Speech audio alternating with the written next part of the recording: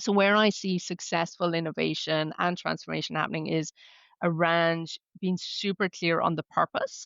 One question I ask leaders often when I'm sitting with them is, what assumptions are you making here? What are you not allowing yourself to see in terms of the organization and and what you're trying to do?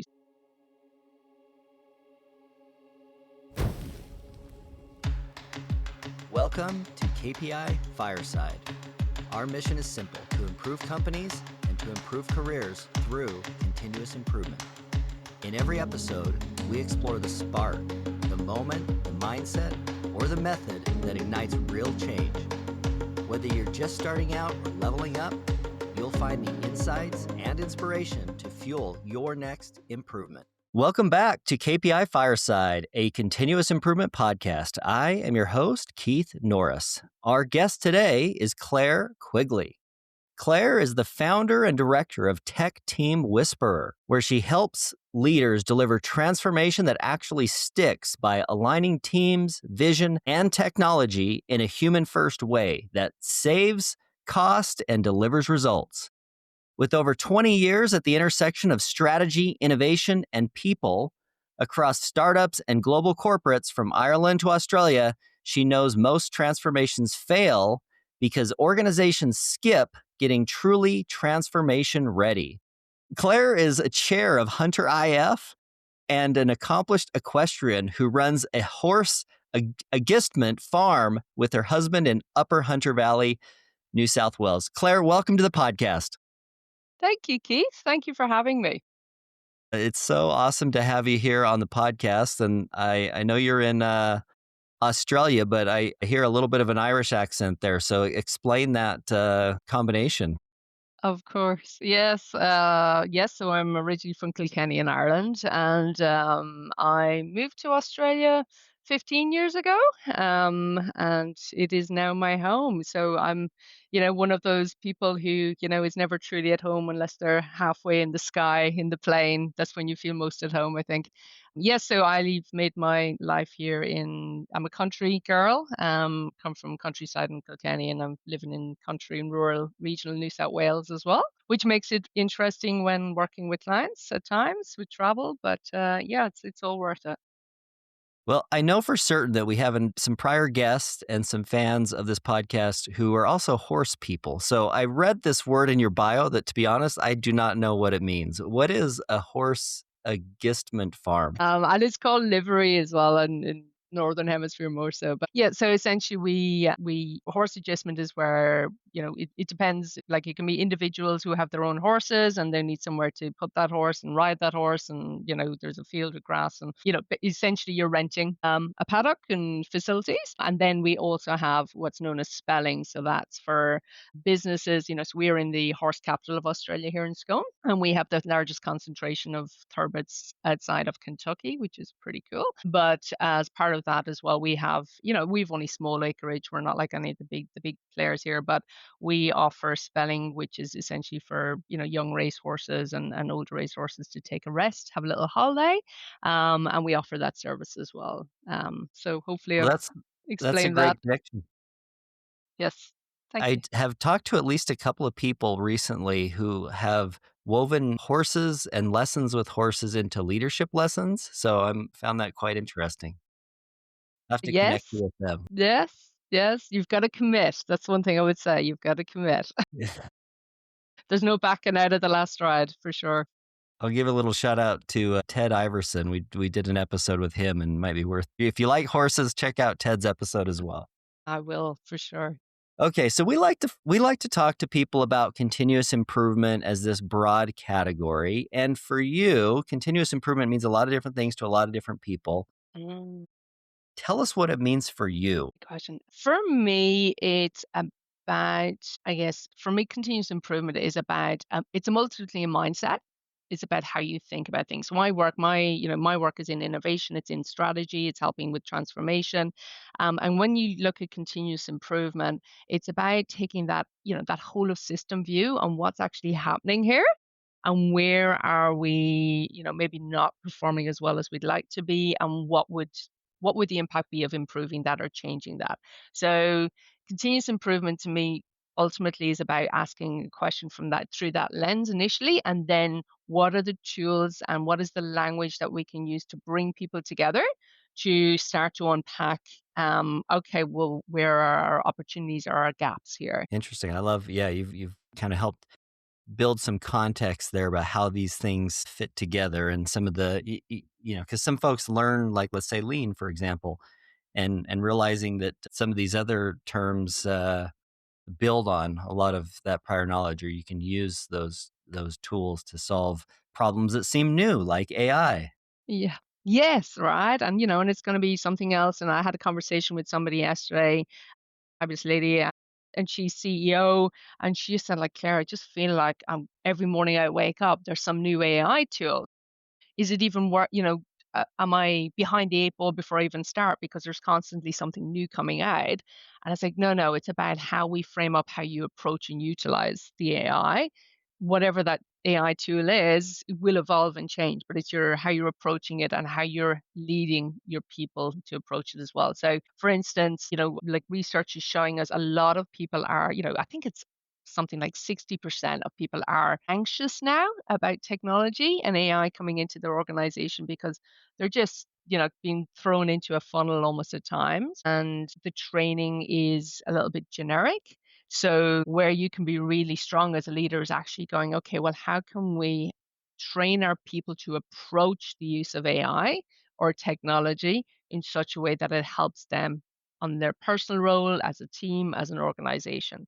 So those are the types of ways of thinking and acting that as leaders, I believe are going to be far more valuable. And bringing that human into the loop, right? That's human first. That's what continuous improvement is and lean is. It's the human-led perspective. So that's where, again, this person was like, "Oh, yes, okay." And it takes away that overwhelm that often can come into the conversation because you're going, "Hang on, I've just got my head around Gen AI. Now we've got agentic AI. What does that mean? How does that work?" Okay. And it's not your role as a leader to know the detail around that, which is why you make friends with the tech teams and they help you understand what that looks like. This is so interesting. I think that there's a lot that we can unpack here for people involved in change management, also leaders and Mm. managers, because of course, AI is like everything that everybody's talking about. And there's a lot that, we all need to learn and will learn about it. But some of these things are maybe extensions of existing things that we've had to get familiar with. Digital transformation, for example. Digital transformation's been around for a few years now. I don't recall exactly when it became like the buzzword, but it's definitely had its like increase. I know you work a lot in digital transformation. Explain what digital transformation meant, what it means now, and where you see it going with, this AI age happening. Yes, and I guess what I would start with there is, it's such a subjective term, depending on the maturity of the organization, depending on the industry in which the organization is in. But ultimately, it's you're looking for ways to automate the work you're doing in many cases, right? And you're looking for ways to do things better.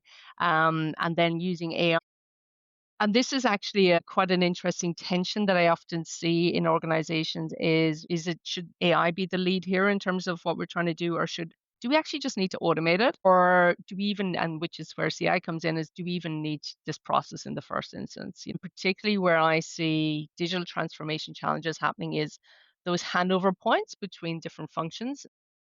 As much as we talk about collaboration and all those beautiful things, there's still quite a siloed mentality, and particularly in service organizations for some interesting reason I see quite a bit. So digital transformation is, finding a better way to deliver the value through digital technologies, right? And AI, you could argue, is simply just one of those tools that's, catapulting us on a hockey stick at the moment. So Claire, I'm super interested to get into this idea of how companies innovate and how they transform. And if we look at everything that a company does as like the current stuff that they do versus like this new stuff, I know that a lot of companies struggle with how to get innovation done. And there's probably multiple right Mm. answers to this, but Um, sometimes they'll like make special departments or special functions. Sometimes they'll just ask people to do everything that you've been doing and innovate in some new ways. What works and what doesn't work in terms of structuring the innovation? It all comes back to the leadership style. first and foremost. So in terms of structuring innovation, in terms of structuring transformation, all these beautiful terms are wrapped up, but it comes back first and foremost to the type of leader, the leadership that's sitting at the helm. How much control do they want? Or, it's that pendulum swing, right? And you need to find that nice balance between, yes, I want, there's accountability that I'm holding this team accountable to, but I also need to give them rein to go and experiment and try and fail. Failure's still the number one, I guess, resistance point for a lot of organizations. It's like, hang on, I've given you money. You've spent 6 months doing this. Now you're telling me you want more money and it's not worth what you tried. What the hell, right? It's still so many times I still sit in rooms, and even though we say, "No, it's okay to fail, fail fast, experiment, etc." The mindset of the leadership is still not at that point in many cases that it's happy to, so how do we ring fence some projects? So where I see successful innovation and transformation happening is around being super clear on the purpose. Like, so what is the story here? What is actually anchoring us back into why we're doing this? So that it's like, okay, why are we investing this? What would happen if we were to get this right? What could this cost us? Just baseline, and the big thing around this is time. For some reason, we can still catch ourselves in that whole, okay, we're in, financial year. So in Australia, we go like June, let's say 1st of July to 30th of June, right? That's our financial year. And people still think in quarters and in annual financial return thinking rather than going, hang on, this is actually a 5 to 10 year play. How are we setting ourselves up for that? And you have your, of course, your business as usual. You have your different types of innovation. There's the shorter term, longer term thinking. But that's a big hurdle that if people go, you know what, to go on this journey, it's going to take us minimum of 5 years. This is what we need to set up in terms of resourcing, putting your A team on it. One of the things as well that when I work with leaders, it's like we need to have really, really good people on this. We can't go, no, no, no, I need those people doing the amazing work they're doing already in the business, right? It's like, yes, we need them. They're the A players. We need the A players in here because we know they're going to do the right thing. They're going to find the falls fast. They're going to move faster on this. Whereas if you bring in, still very good people, but, maybe they're your B players, you're not going to get the same impact. So you've really got to commit, like we talked at the start about the horses, right? You're going into a jump, you don't back off and if you're going, you're going. And that's it. If you start backing off, you're in a whole world of pain. I'll tell you that much. So that's, I guess, where I would really advise people to think, it's like, all right, what is required of me to go on this journey and of my people and of the organization? Why do we want to do this? And also, one question I ask leaders often when I'm sitting with them is, what assumptions are you making here? What are you not allowing yourself to see in terms of the organization and and what you're trying to do? So you've used the term transformation ready, and it sounds like that's what you're getting at. But how would you Mm, define that transformation ready, or what are the questions that you might ask to decide if someone is transformation ready? yes. So my opinion is transformation is 80% awareness. Once you're aware of where you're playing, where you're going, and so on, ultimately, when we go and we create our plans and we're very excited about where we're taking the organization, and you're very committed and smart people in the room working together, devising the plan. And you've got that standard cycle of, plan, prepare, execute, and review, right? Those typically your four steps. More often than not, when leaders get into the planning stage, they forget that I've sat in a room with consultants or I've sat in the room with my other peers and we've designed this great work and I've done this for 6 months. I'm living it every day. I walk out of the room and I'm like, right, we're doing this. I've explained it to my people. What they do is go straight into execute mode. They're like, okay, I want you to do this, this, and this in order to achieve the plan or the strategy. So where I step in, Keith, is in that gap in the readiness or the preparation space to go, okay, what's it going to take to go on this journey? One really, really interesting research piece that I came across, I think it was Harvard.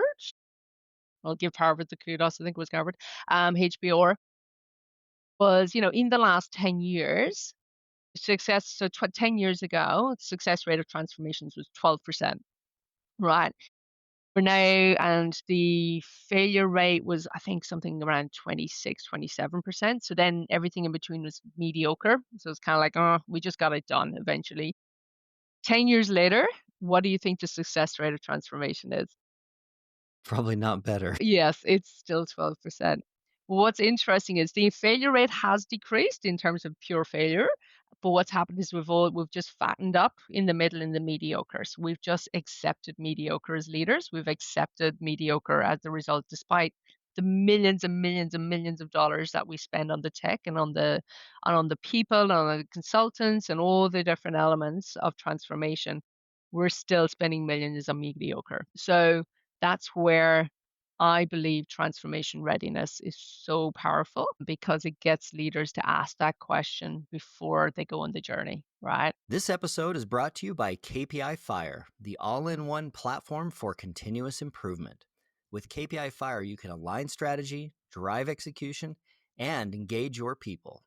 So, whether you're leading a team or driving enterprise wide change, KPI Fire helps you deliver real results. Learn more at www.kpifire.com. You mentioned the statistic a minute ago about like how many of these transformation initiatives fail. And I'm kind of Mm, curious to get at the definition of, or let's say the measure of success versus failure. I would imagine with your mm. work, you probably could help somebody set themselves up to be more successful than to fail. How might you help coach somebody to what the goal of their digital transformation or AI initiative should be? Yeah, it's so, again, back to what's the purpose and leading from that and then having your OKRs in place. But you're right.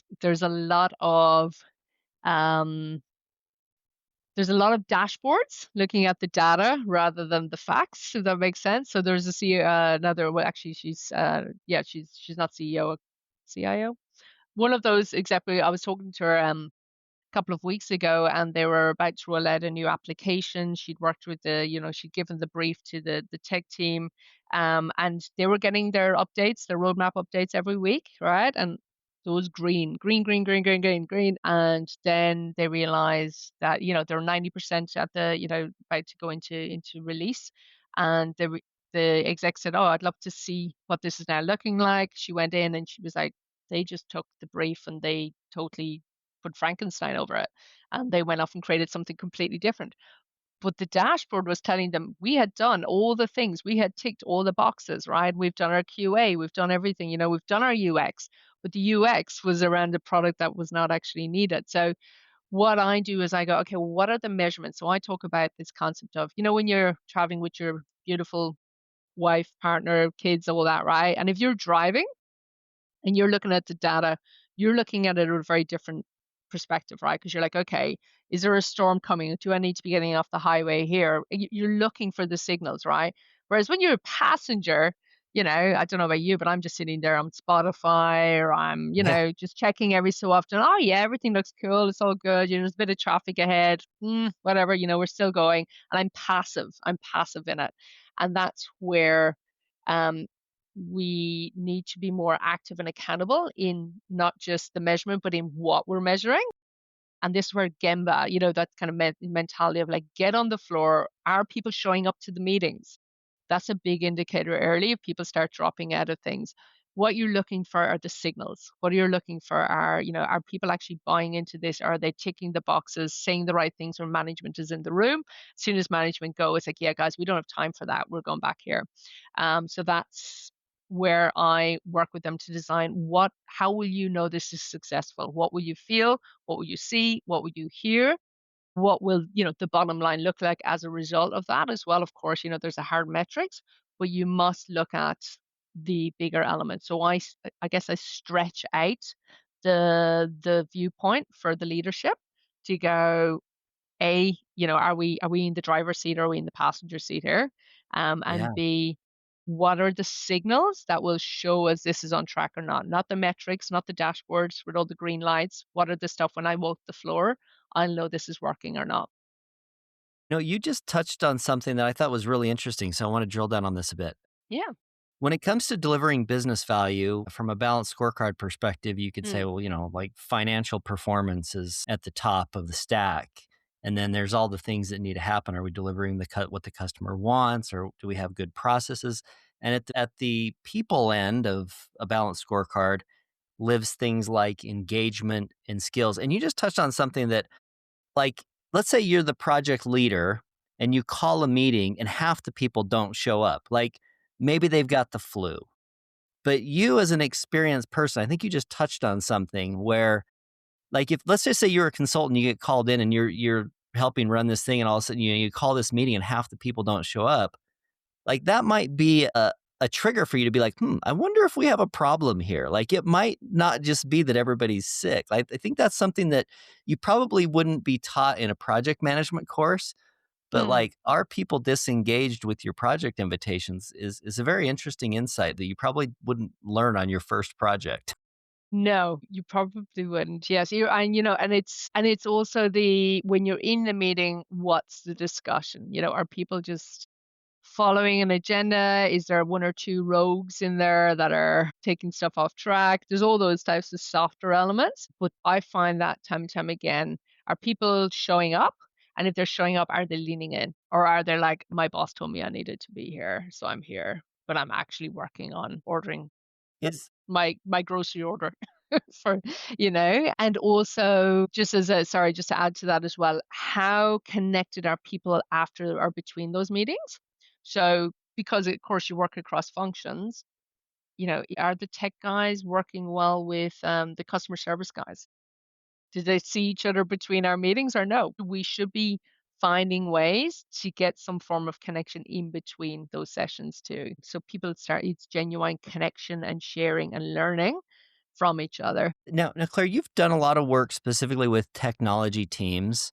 Mhm. And again, we all have like our history and our perspective of the world and the way we see things. And I've seen people in hard disciplines, manufacturing, mining, where they're not building software. They don't have agile, right? Like, if you want to move the line, the production facility, like, it's a real project that usually needs to be done. There tends to be like different approaches to problem solving, structured problem solving. I'm curious how much crossover you see in your work between like digital teams that tend to really just believe, like, agile's everything, versus maybe more like traditional physical type process world where they're using a different methodology, a DMAIC or a PDCA.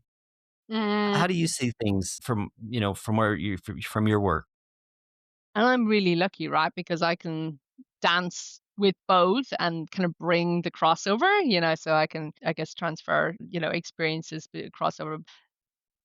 I think there's like I actually love, if I'm honest, the hard visual, the PDCAs and the DMAICs because and it could be just pieces of paper stuck to the whiteboard, right? And say, yeah, we're green, green, green. There's an amber here, whatever, red, depending on where. But and there's something that I think is so powerful about that, especially we're going through so much fatigue with technology at the moment, I think, and people are actually craving, it's like books. I don't know if you're a person that like, you're happy reading on your Kindle or you're like, no, I love the feel of paper, right? I need to smell the book. I need a good book that I can, leaf through. With digital teams, if I'm honest, I think there is sometimes a risk that you disconnect from the reality because everything's digital, everything is, code, everything is, you've got your milestones and you're moving through those milestones, and at the end of the day, we're not performing brain surgery here, right? Let's be honest, but it's important work at the same time. I think there's actually so much more merit in bringing in those visual tools more into the digital work. So it gives you a story that everyone can connect with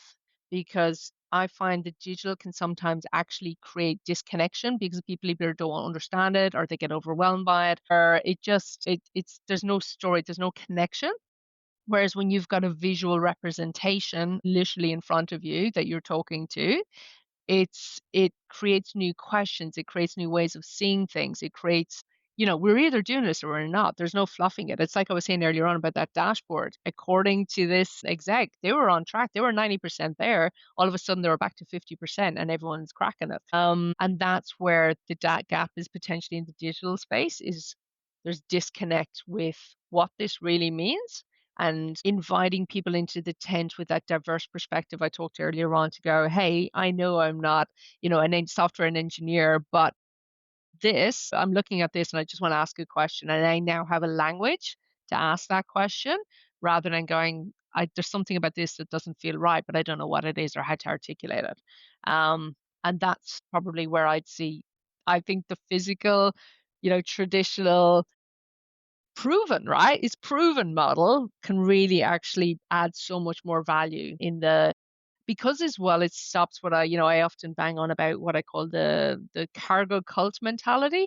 Have you heard that about the cargo cult No, what is mentality? that? So it's just so it's essentially I guess a phenomenon in World War II. It was really interesting. So in the Pacific Islands, there was obviously, there was American soldiers, there was all these different soldiers in the Pacific Islands, and they had the cargo planes. So the Pacific Islanders would see, every time these soldiers would go, these men, yeah, I assume it was mainly men at that time, in their soldier gear going out, and they're waving the fire, and creating the essentially it was a landing strip, right?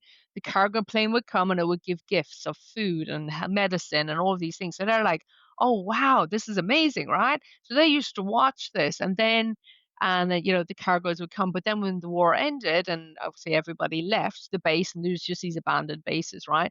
Well, what they found, so there was somebody, I don't know how many years later, honestly, but you can look it up. But essentially somebody came across these islanders a number of years later, and they're like, what are they doing? So essentially what the islanders were doing was they were out mimicking the rituals, what they saw as rituals of waving down the cargo planes. They had like built the goggles with the timber twigs. They had made a plane out of straw, I think. So they were creating what they saw as all the elements of success, but they had totally misunderstood the causation. So they were kept just doing the things, right? Just doing the things. And this is where the visual of, guys, there's no plane going to drop out of the sky no matter how Such many a good story. times. Yeah, right. This cargo cult mentality, and you see it so often in organizations that people will just go, if I just keep doing this in this way, or I trust this AI tool, or I do this, and I just keep ticking the boxes, eventually a cargo plane's going to arrive, right? It's not, there's assumption made around the causation. So that's what, I think the visual, tangible, hard question framing tools of the more traditional ways of measuring and demonstrating the progress can be so beneficial to the digital world. Yeah, yeah. So yeah, there you go. Cargo cult mentality. Go and look it Oh, up. that's It's so it's funny. interesting. Okay, I wanna ask a few questions, I like to call this the rapid fire, so these are just, like, kinda some short questions and fill in the blank or short answer, and you can repeat the answer if you like. The most important job of a leader is to blank. Is to build relationships. Good one. Do you have a favorite go-to problem-solving tool or visual device? Actually, do you know what? It's very, very simple, but the 5 whys, I often get into that one. Yeah, yeah, I do look at that, when I'm trying to just sit down and understand something or work with a team. Yeah, it's one of those, it's so simple. And then also as well, there's different variations, but, we have your matrix of like, impact, high effort, what's the big easy you're looking for? So just plotting out, okay, what can we do now that's gonna have the most impact versus the high impact, but will take a hell of a lot of resource and work. Yeah, so that matrix as well, I use quite a bit in conversations. Yeah, the effort impact type Yeah, matrix. yeah. Sorry, there's like I'm thinking of Eisenhower, I'm thinking of all the different versions of Yeah, it, but yeah, 4 quadrants. Let's plot. yeah, I love a good 2 by 2 matrix for sure. Ugh, for sure, right? Can't go wrong with those. Is there a book that you like to recommend that you refer to people and say, "Hey, start here with this topic"? Oh god, I'm a strange person in that I read like probably not things specific to the topic. I look for like the human perspective on things. Yeah. So for me, a couple of books come to mind. So one is A More Beautiful Question by Warren Berger. And it's really amazing because it challenges you because, we have grown up in the world of when you walk into the room as a leader, you must know the answers to all the problems, right? You must be able to fix stuff. And of course, now you're in a very vulnerable situation because you're like, I don't actually know. Like I'm depending on 20-year-olds to help me understand what the hell I'm doing, essentially, right? So this is a beautiful book because it actually helps you go, no, your job is to help surface it, and but it looks at it through the lens of business and personal. It's a very good book, a very, very good book. There's another one that I really enjoy called The Three Laws of Performance. And I don't know, have you come across that one? It's a very good book, Think so, and it's yeah. all around the Oh, language, all of that. yeah, that one. Yes, yeah, It yeah, is a it's good one. such a good book, right? It's because it's a little bit mind bending, some of it, in that you're going, okay, the language and the future pacing and how it, yeah, how your language is so important in what you're creating for the future, right? And it Yeah. really hammers home. And what I love about that book is it gives, I mean, I think one of the stories they share about, they're in a mine in South Africa. And you're going, wow, this isn't fluffy stuff. This is people in very difficult situations and leadership and how they use language around that. That's another fabulous book. And I'm also a massive fan of like Patrick Lencioni, so the five dysfunctions of team, all of those just really, really great. Yeah, and I guess I will get off the call now and I'll think of another $10. But yeah, I'm one of those people that I like to look at more how you approach what you're trying to do rather than, just jumping straight into using a tool. I love the, even just the title of that book, A More Beautiful Question.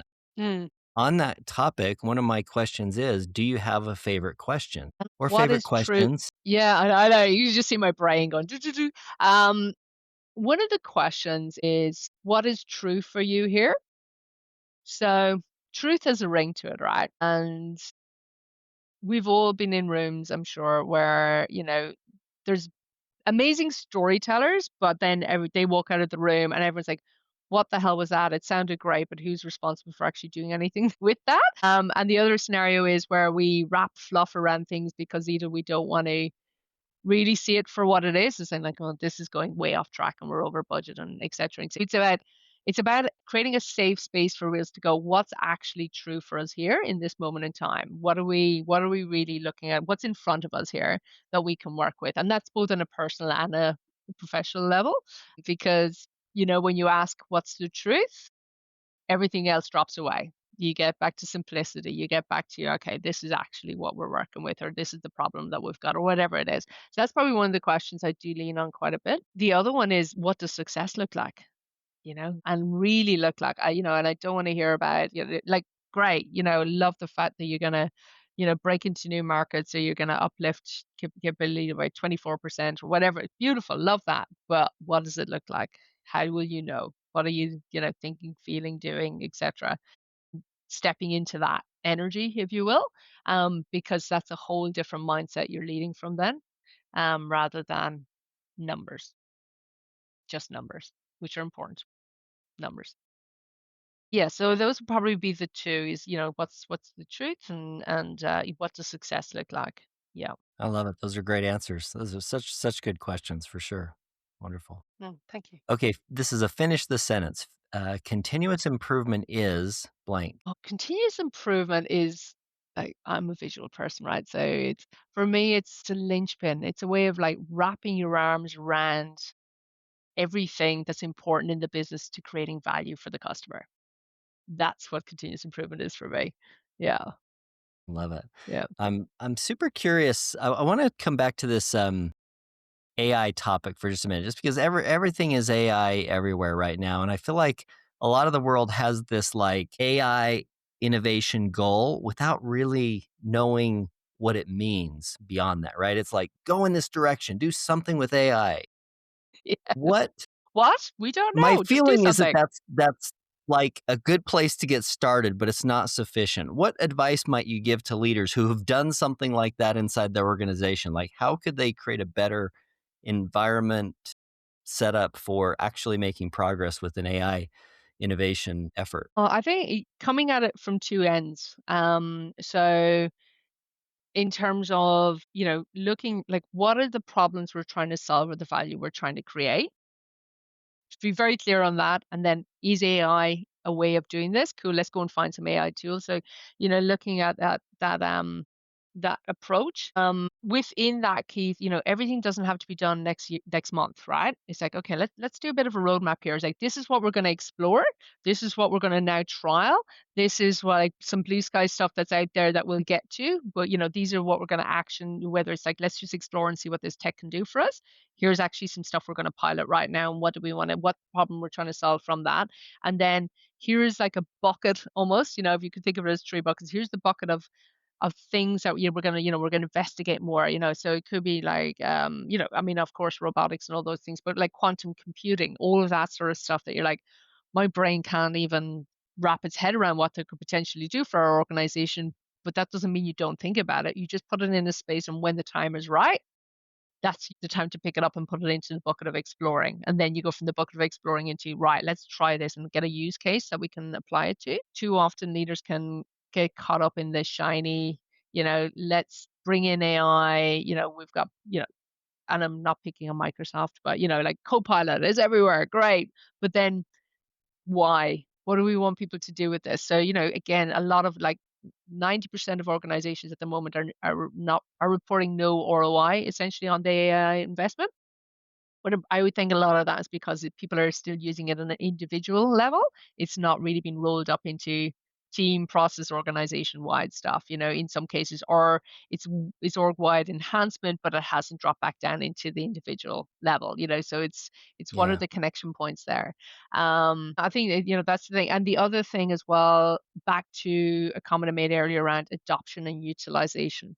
So if you as a leader want AI to be truly part of, which it must be in some shape or form, absolutely in the next few years, but if you truly want that to be the case, that the adoption and utilization of the tools and the training, like genuine training, not like this is what AI is, this is what you should not do, like, don't upload the business's financial reports into ChatGPT, people, you do have to call out, to be fair, at times, but generic, like, help me understand within my role, how can this help? Because of course there's this fear of AI um, taking people's roles. And there's some research out there that's showing, I think something like 45% of employees admit to actively sabotaging Gen AI projects. So this is because they're like, whoa, if this comes in and does all of this, what am I going to be, what's my job going to be? So they sabotage. And like, that's, if you're investing a lot of money, 45% resistance it's not good, right? That's very enlightening or very eye-opening, I guess I would say.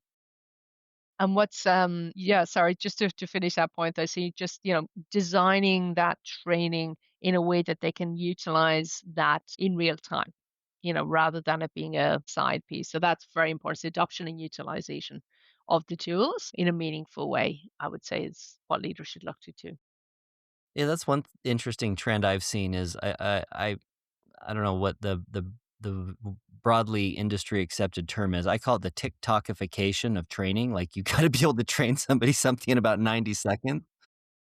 Have you ever seen, I saw it again last night, and I don't know why it's coming up in my feed all the time, but Toy Story? The Toy Story where the little pig is like just going through, and there's often that meme of like, going through my forced HR training or whatever, and he's just literally clicking all the channels. It's very funny. Sorry, went off topic. But yeah, that forced training, and that's the challenge, is that you're just going, right, watch this video, click on this link, you've ticked the box, the LMS has done its thing, Yeah. and we haven't brought it to life for people. So there's a whole, and actually a very good book, sorry, just going back to it, is a book called The Expertise Economy. And it talks about, how you bring learning to life for people so they apply it. That's what we need to do. We need to make this real because we're living in this digital world. How can we're humans, we connect, we must connect with some purpose behind this. So bringing it to life for people. And it could be things like running an incubator or some kind of hackathon. Those are the things that people connect with because they realize they're not on their own on this journey. There's an interesting topic super quickly that has come up in conversations at an event I was speaking at recently, was AI shame, which I was blown away by. But people were like, yeah, we are so, AI shame was a thing. They're like, we're really feel like we should know more, and we're pretending we know more, but we don't know more. What do we do? And it's like, but that's on us as leaders because we obviously haven't. We've just shoved everyone on the bus, right? And we haven't created that space for them to go, hey, how does this work for me? How can I do this? So yeah, that's on us as leaders to help mitigate that. So I've got a question here. So a number of years ago, Jeff Bezos was quoted, was interviewed, and the question was something about how do you stay innovative, how do you stay ahead of the trends, and his response was basically we don't worry about trying to outguess what the next product is. He says we focus on the things that are never going to change, and for us, it was faster delivery and lower prices. Like we're going to build a strategy around that, which is not going to change. Touching this continuous improvement discipline, everybody is worried about their future and if their job is going to be there. I think that there's probably some ways that people working in continuous improvement can build their capabilities to be safe into the future. Do you have any advice or insights on what are the things that you think are not going to change in tech, in continuous improvement? What are some of those things? I think actually the tools like the value stream mapping, those types of tools and ways of thinking are not going to change. It's back to tech is just a tool, as evolved as it gets, it's still just going to help us determine what is the value, how are we delivering that, how are we removing waste, of course, and all those elements too. So I think that mindset is not going to change. I do, however, think the language, and I could be shot for saying this, but I do think the language may need to change somewhat because I do see, especially for the Puritans, right? Who come in and they're talking, and they show the Excel spreadsheets with all the color codes and all the stuff. You can literally see people's eyes popping out of their heads. We need to be getting better, from a CI leadership perspective at storytelling and that. So like when we talk about storytelling, so we drop all like the detail is great, and what is that telling us, and where is it taking us, and how can we connect with the story of the person in front of us? That's probably because otherwise leaders, and I know, I think one of the points I was trying to get to earlier on was like there is this misconception sometimes that CI is more of an operational tool still. It is not, right? It's a mindset. There's so much more to it, which is where the value stream mapping and think those kinds of approaches are very valuable. But I think the language and I've seen it, I think I saw some recently, like the 8 ways of lean in digital. And the language is somewhat evolved around that, but still the fundamental are the same and the principles are the same.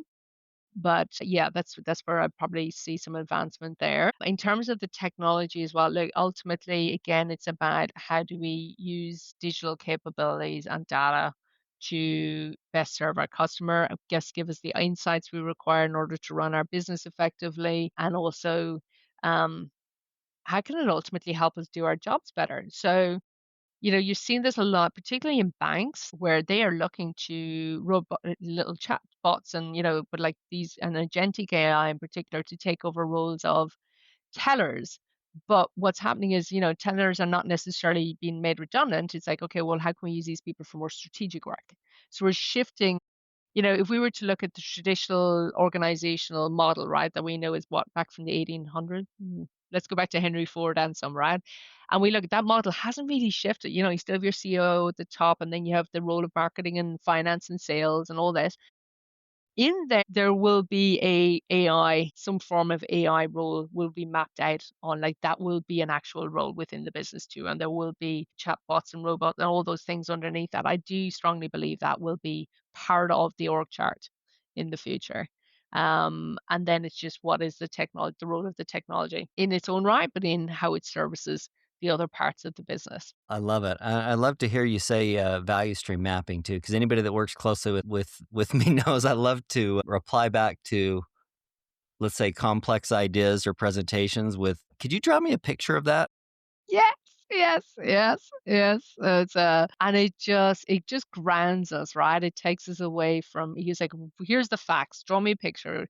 And we are dealing with so many more wicked problems, where there's so many different potential outcomes, there's a lot of different agendas on the table, there's so many more factors we cannot control in our organization anymore because we're influenced by so much external. CI will play a role in helping us get that structure, or, having a way of articulating what we're ultimately trying to achieve and how we're going to do it, what we can control and what's external to within our control as well. Yeah. And the good old, yeah, drawing of pictures. I'm pretty it's basic what you call them, stick men for me, but it still gets the point across for sure. Yeah. Boxes and arrows is all I need. Just I've writing like a doctor's, so I do sometimes have to, yeah, take pictures and go, "What the hell did I just write there?" But yeah, it's no, it's so powerful. And again, it's like that canvas, just that visual. I think the visual tools of CI are what will actually carry CI because it gives people a way of getting into the room. Particularly now, technology teams are so much more involved in every single point of the business. It gives a way of people talking to each other that they may not have been able to do before. that's so true. Yeah. Yeah, it's such a good facilitation skill. Yeah. Claire, thank you so much for joining us on the podcast today. It's been a very interesting conversation, and we've touched on a lot of different things. And I'm super happy that you were able to join us. If anybody wants to get in touch with you or connect with you outside of the show here, what are the best ways to get in touch with you or to find you? Would it be your website? Yes, thank you, Keith. So probably, yeah, the best place will be to go to the website, which is techteamwhisperer.com. So that's probably the best place. And within that, actually, you can download, if you just look for TrueMap, you can actually download for free the TrueMap to have a look at it and see, that can help you prompt some questions with your teams. And of course, I'm always here as well. If you have questions or you need some help with that, I'm more than happy to support. And the other thing as well, if anybody on the good old LinkedIn, if you just look for Claire Quigley. Well, it's Claire Phelan is my maiden name, which I've still got in there because, yeah, just I don't know, it's still there. But Claire Quigley is. If you just look me up, you'll find me on LinkedIn, and I'd love to connect and yeah, have some great conversations with really interesting people. Yes. That would be awesome. Well, again, thank you so much for joining us. It's been a real pleasure getting to know you and having a conversation with you today. And for our listeners, if anybody would like to ask a question in the comments or send something to me, you can find me on LinkedIn, Keith Norris. And this concludes this episode of KPI Fireside, a continuous improvement podcast. If you've enjoyed the episode today, be sure to add a like, a comment. You can follow us on all the socials, share the podcast with your friends or colleagues who are as passionate about continuous improvement as you are. You can find us wherever you get your podcast. Until next time, keep driving progress and sparking change.